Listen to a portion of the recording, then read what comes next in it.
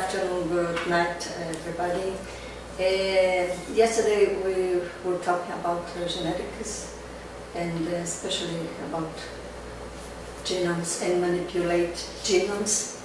But today we are going to speak a little bit about interests of conflict.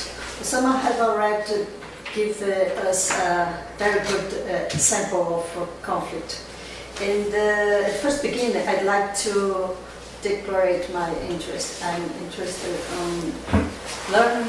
I'm interested in studying more bioethics, and nobody has paid for my traveling, and I declare my interest. You see that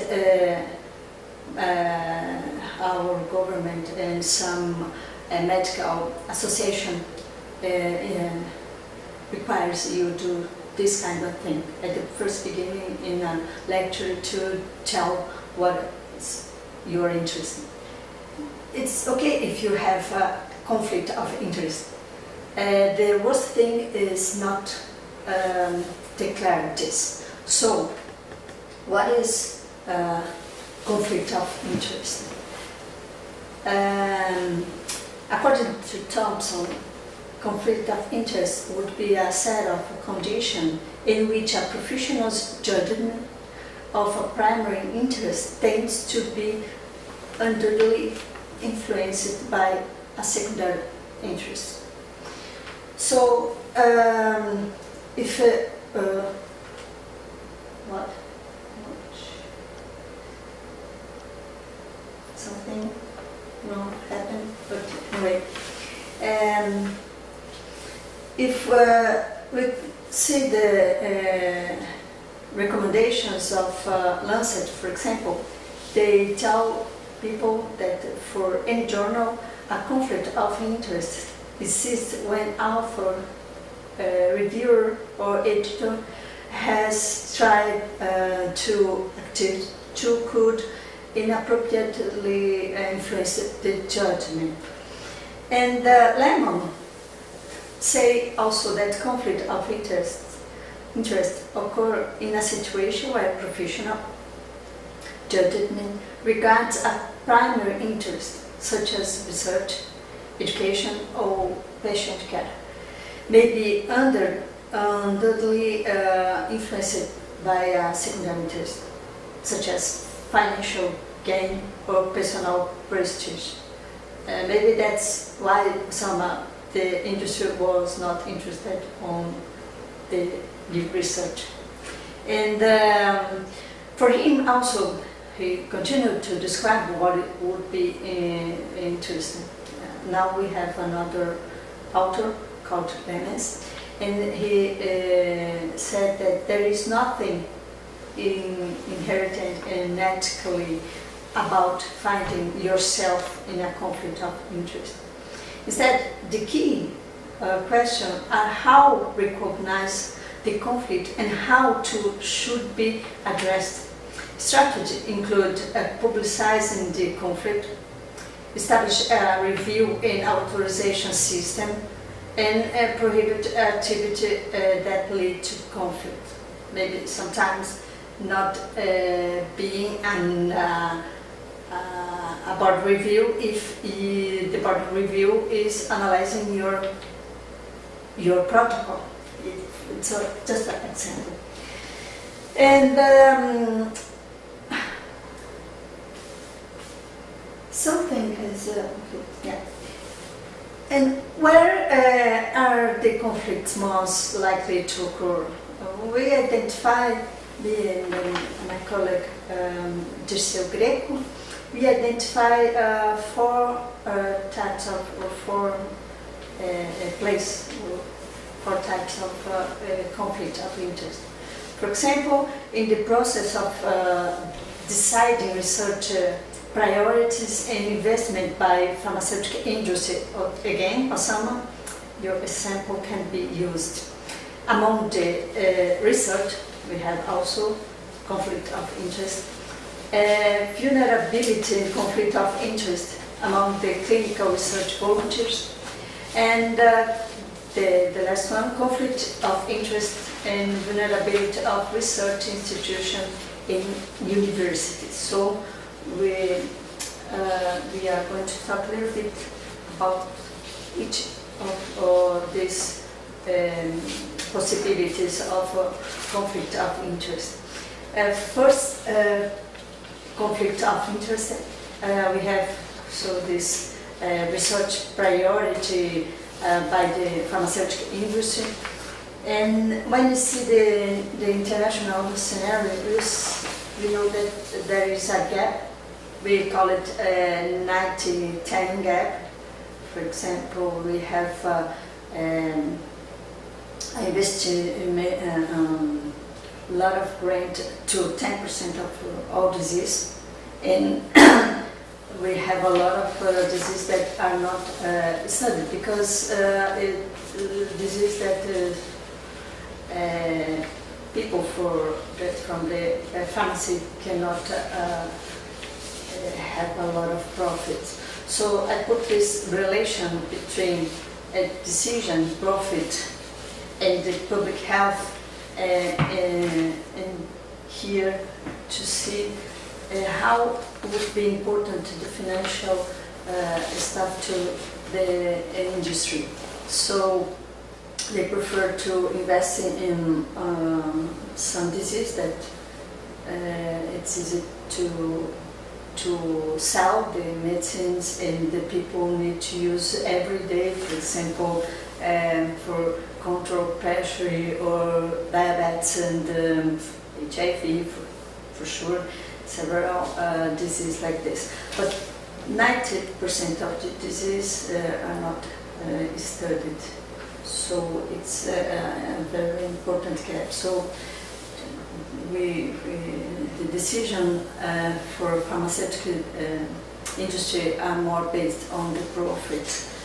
So when you see the vulnerability and conflict in clinical research volunteer, in Brazil we have a very strong conflict of interest in this area because some of volunteers want to be in a protocol. Even it has risk, even they just think they are being to be cured. And we know that research is a research. You don't know, you have several steps you have already done. You expect to be successful, but you are not totally sure. For being a medicine to cure, you need to have the protocol finished. But anyway, so we identify some conflict of interest. So person can be a subject of a research in Brazil, or volunteer for a research in Brazil. People are telling them more as collaborator. And they are looking for what would be the conflict of interest, the secondary interests that are influencing in the decision. First of all is the having access to better health care. So people who are volunteer in those big protocols, they have access to very good health care. And the treatments are also better than the other treatment, for sure, but you have better condition when compared to the public health system. And when we identify too the drug, I mean, people who have access to drug that it would be difficult to have access if you were not at in a protocol like this. And also to save money, because when you are in a big protocol, all the exams are going to be done by the industry. So we can identify several secondary interests that influence the people accept to be in in a protocol. So we identify also conflict in the interest and between the institution and the universities. So in this case, look, the one word is not it's orçamento, it's in Portuguese, sorry, but it's a profit. You have to do the thing. So the profit would increase if you are in a big protocol. So for the hospital, what is the secondary interest that influences to reset the big protocol? We identify two. It might be direct or indirect. Direct if they are paying the general costs of the institution, for example, and indirect if they are improving the physical structure, the laboratories, in the clinics for patients, and the hospital is more interested on improving the structure than to do research. So it makes this decision based on the money most of the time. So that's a possibility. And among the research, we have a lot of possibilities. Basically, we have three kinds of interest: financial, several protocols. Here I'm talking more about clinical trials, but we could spread for or expand for every protocol. But some clinical trials, they pay for the physician to do the research. Sometimes the physician is more interested on this payment, so it would be the secondary interest that influences. So he has a conflict of interest, and he decides to accept to help or to collaborate to this protocol based on this amount of money at the end of the year he would have. It's a lot of money, kind of $2,000 per patient, and you can make a lot of money doing this. So the interest would not be primarily at the science or primarily at the health, but primarily of the doing research. And academics. In this case, in the academics interested, we would have the publications. Most of the time, people are more interested on evaluating career and have more articles published, and it would be a secondary interest too. In travel, I don't know if in other countries is like this, but sometimes physicians are paid to travel to several meetings, medical meetings around the world, and their family for sure.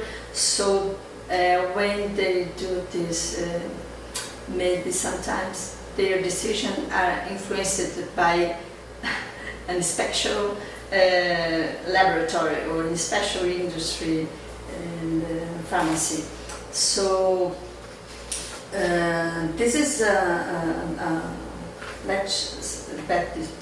this is the possibility we have of conflict of interest that we could identify some models. In Brazil now we have a law that they are trying to approve related to clinical trials, and we identify, it's not in this paper, but we already identify that the main interest is flexibilize, I don't know if it's this word, the research. In Brazil, we don't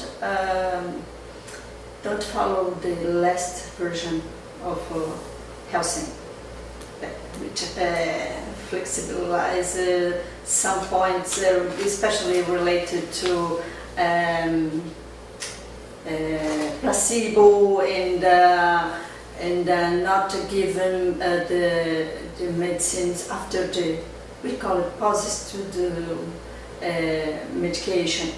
And people who proposed the law were interested in two things. First, this flexibilization, and second, and to people who, especially for vulnerable volunteers that have disease that very strong, maybe cancer and some association of diabetes. They forced all the time the government to approve protocols to be in the protocol, to be a volunteer to this protocol. So there is a kind of organization or a kind of a movement to approve this kind of law that make things be easier or make protocols come to Brazil easier. By now we have a web, we call it Sistema SEP Connect. It's, we have in the Ministry of Health, we have a council, a big council, we call it a National Council of Health. In this council we have National Commission of Ethics in researching evolving human beings. And each university has their own committee, and this committee is linked to this National Commission. So we have a web to protect the volunteers, but sometimes they don't want to be protected. They want to be in risk, they want to be in a protocol, wherever the protocol, whatever the protocol are going to do to their body. Yeah, I'm open to discuss this issue. So thank you, Darren. Yeah, thank you everyone. And so the Helsinki Declaration is from the World Medical Association. Not everyone knows that, but you should read that. It's one of the basic texts that we read in medical ethics. And so it's a medical association that agreed to it. So the Brazilian Medical Association did not agree to this particular article? Yeah. Yeah. Brazilian Medical Association includes support that. Yeah. The Medical Association had a meeting in north of Brazil, in Ceará, but there is a Brazilian association linked to International Medical Association and the government. So the physician agree, but the government don't agree. And we still have a guideline that don't consider this new version of Helsinki. I mean, in 2008, that was approved in, I think it's in Korea, or Seoul, yeah, in Seoul. And 2010, that was in Brazil, the last version. We have the guidelines of declaration, Helsinki Declaration. And especially because of 2 points I mentioned, the point that tell that every protocol would have a principle that is going to be tested in the protocol, and the one who functions, who everybody believe that. We call it, well, it's in literature, everybody uses, and it's okay. And for this new version, you would use your new principle, you are testing, and the medication you have at the local. For example, it's a hard example, And if you are in New York, you would have a protocol using a new medicine to HIV and the current medication. And in Africa, Malawi, or don't know, well, you would have the new medication and maybe nothing, because there is nothing available at the local. So for us, it would be a kind of a flexibilization. There are a lot of arguments that try to convince that it's not. But when you read the Helsinki Declaration, you see that it's a kind of a flexibilization, because doing this you would have argumentation to do protocols with placebo. So placebo is just approved when you don't have anything to treat one disease. So you can use placebo, a new drug and nothing. But nothing, I mean, the medicine with no principle, active principle. And normally you would have a new one tested in relation to the older one that is used normally. And when you have placebo, you have all the volunteers taking medicine, but some of them have the principal, the testing drug, and the other have the medicine with no testing drug. So you could compare both. And the other point is post-study medication. So sometimes the pharmacists, the industries don't want to continue giving the medicine. So imagine one person who have pressure not controlled or controlled by other medication, and he or she would be submitted washout, called washout, stay 1 month with no medicine, and then start to take medicine of this new drug. So the drug function, and the end of the protocol, they just stop giving. So the pressure again is not controlled. So we don't believe it would be reasonable.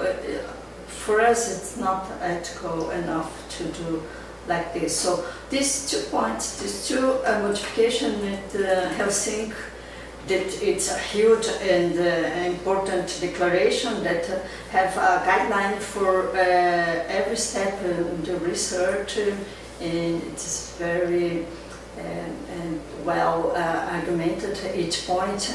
We have another document also from CIOMS, from WHO, that the World Health Organization, that have a guideline too, but the most acceptable in the world is Helsinki Declaration. I think just Brazil and maybe Uruguay and Portugal didn't accept this new version. I'm not pretty sure if they changed their mind, but at the time the association was trying to change.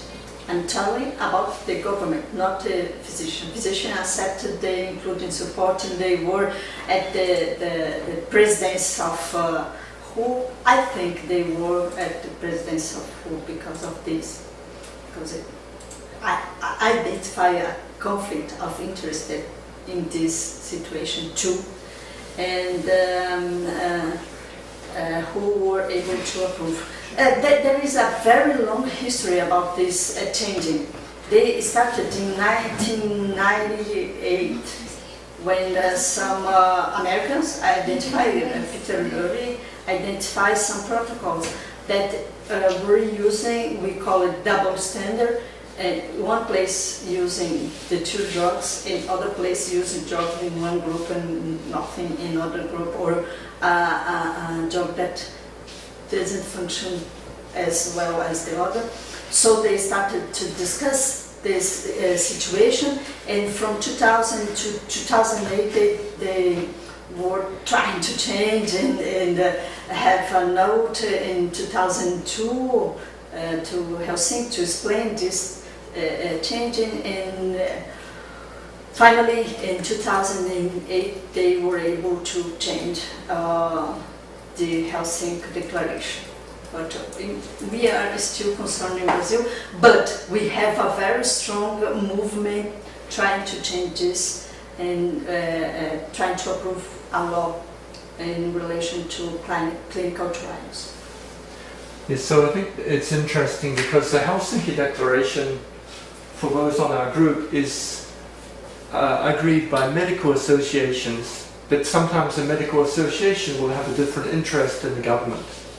And so it's quite reasonable that governments will not accept the recommendations of a medical association because the government has to represent the patients and the clients and all the other stakeholders, which a medical association doesn't need to. The medical association's duty is to respect the medical physicians. Oh, yeah, sure, yeah. And so it would have a conflict of interest if it's a medical association to protect the patients. Especially, the government has to protect the patients.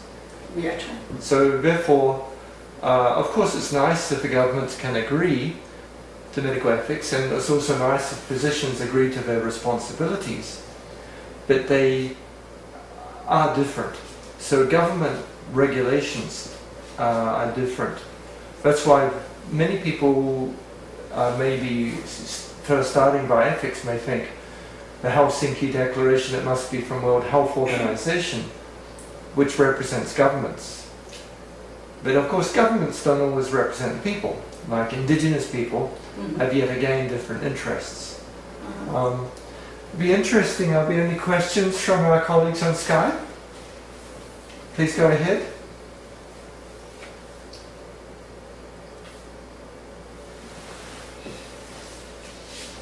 I think let me, if you remember, Nils, there was a question earlier about conflict of interest in terms of how people should be able to disseminate the information, like for example on new drugs that may be in conflict with the previous results of drugs that are already provided to patients, but because there's a new discovery that would counter what has been what information has been provided earlier in the previous studies, it actually reflects the kind of responsibility that the researcher should have when they are going to disseminate the information. Just like what was mentioned by Darrell earlier, the medical association has a different view, or should have, like the government should be the ones that provide regulations that would protect the patients or the users of the drugs that are prescribed by physicians. So there should be a way to disseminate or to share the information or the new knowledge that has been discovered in such a way that it may not jeopardize the previous results of the studies that has also been discovered earlier. So of course we know that people would always want, if there's something new, we would always have in mind how to commercialize or how to earn something out of what you have discovered, right? But there should be more responsibility on the effect of it in terms of how it can benefit the majority. Because people, of course, if you are the scientist or you are the one who discovered it, you would always want to earn from it, right? It follows because you have exerted so much effort in discovering what is supposed to be shared to the rest of the world. But then we know that we want, much as we want profit, but what should be the major context would be the benefit that others may have out of making use or utilizing the research results. Yeah, especially in Brazil, the publication is mandatory. So when I was talking about this National Commission, they approved several guidelines, and when you present your protocol, there are several things you are signing. So one of them is to publish whatever would be the result. The result, whether it's going to be bad or no, you assume that it's a responsibility. It's going to be beneficial. Yeah, it's mandatory. You sign and you need to publish. You need to publish and also to divulgate between the volunteers. So two things distinct. One is have an article published in the magazine, and other is to give back the volunteers the results, the final results.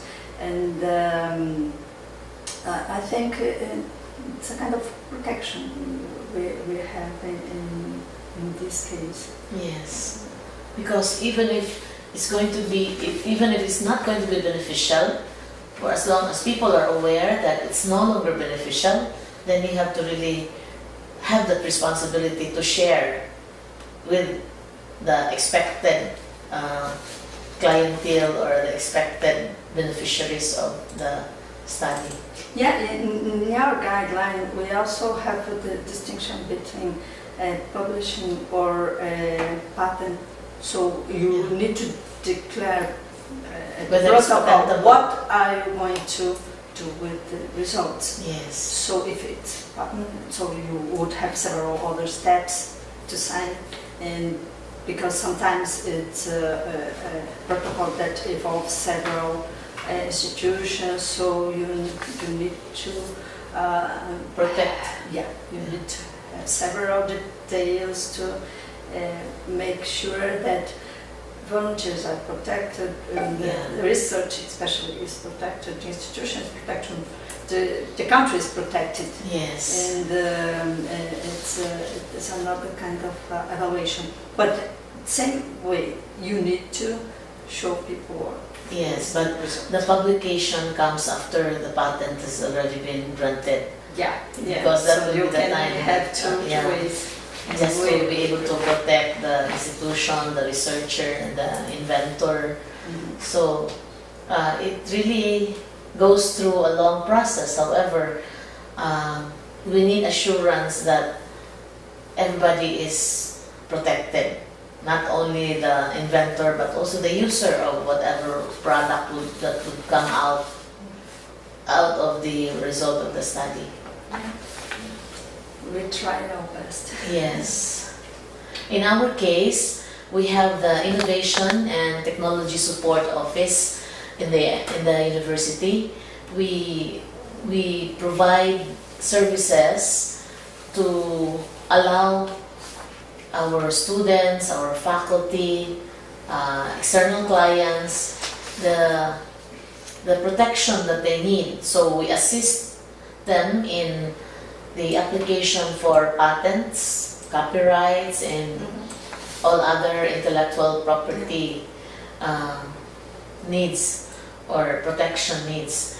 So the Innovation and Technology Support Office has been providing information dissemination on IP protection, on the foundation course in the intellectual property, so that people will be aware that if they are doing something, they have to be protected, something like that. So we already are doing that in the university, and we would like to move forward to being able to assist also in the commercialization of products that are outcomes of research outputs of our students and faculty.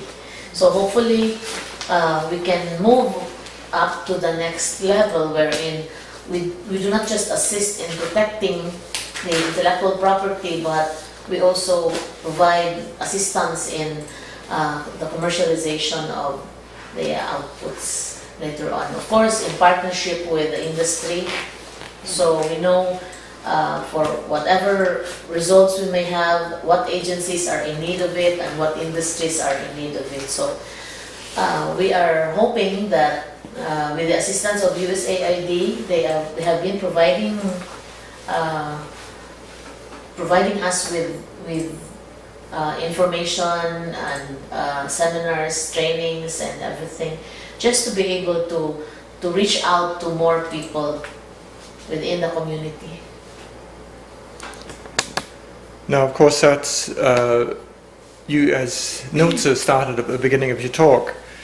We can have, take money from different places. We need to just declare. So, in the case of the university, civil society, industry triangle, and government and so on, we need to be involved in practical activity, but we need to declare the conflicts of interest and be aware of them. So, if your research is being paid for by the dairy board, which produces butter, it's going to be probably promoting the use of butter compared to margarine, for example. But that just needs to be declared. The same as the interests of tobacco industry. If you were to take money from the tobacco industry, it's likely that the research will favor tobacco. The same as alcohol industry or Formula One racing or other activity. So each group has its own place it's coming from.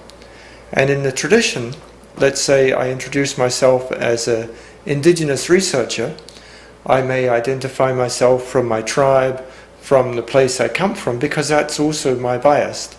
So the traditional way of introducing ourselves in a context introduces a conflict of interest. And then people try to develop the research as a neutral enterprise, neutral forum, and pretend that everything is neutral and there's no conflict of interest. Now, ideally that would be good, but everything has a conflict. The UN often says we're a independent, neutral forum, but it's member states, governments, which are often quite different to the constituents inside the national borders. As we've seen with these sovereign nations, they have different identities. For example, there is no institution mentioned here. Yeah. And the university, now I'm not at the government, maybe next year I'll go back to this activity. So here it's totally neutral. The presentation, sure, not the arguments, not the study, but the presentation. Yes, but we have our own background of where we come from, our own ideology, our own constructive view. Any comments from our friends on Skype before we finish the discussion? When you're writing your thesis, you need to declare the conflicts of interest. We know that, hopefully. I cannot see the... The Skype people are still there. The group is still going. Any comments? Is there anybody there? Maybe they're all asleep. Yeah. No, they should not be.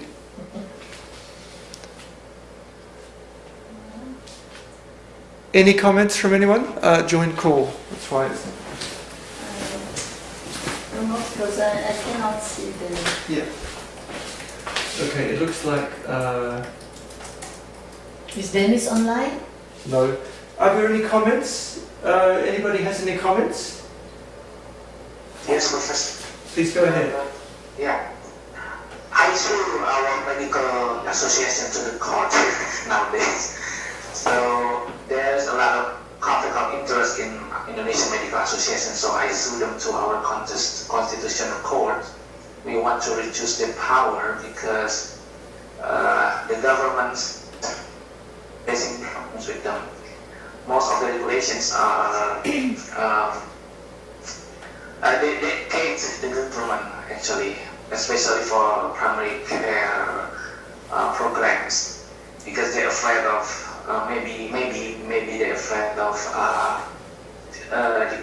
it will decrease their patients in hospitals. This kind of methods is very interesting. I think that we should separate their job description, and also they should should be a sharing decision and sharing powers among the stakeholders. I think we must empower our medical council because they are the representative of our governments to regulate all of the medical doctors. And so it is not our medical association that have the biggest power actually.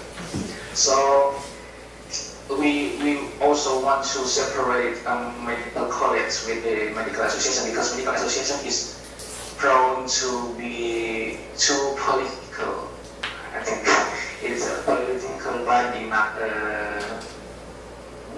an educational body. So I think medical college should be the educational body, and the medical association is the political body, and the medical council is the regulator. Yeah, that's all from me for a moment, Professor. Thank you.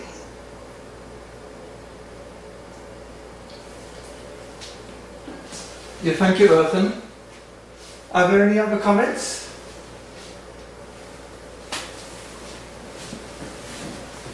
Tomorrow will be the next trial. So maybe I could share it to us, but it is in Bahasa Indonesia. Yes, you need to make it in English as your thesis. Thank you. Yeah, I'm sorry. Okay, well, thank you very much, Nilza. Very informative Thank you. exposition of conflicts of interest. Thank you, everyone. Thank you. Thank you, Professor. Bye bye. Bye-bye.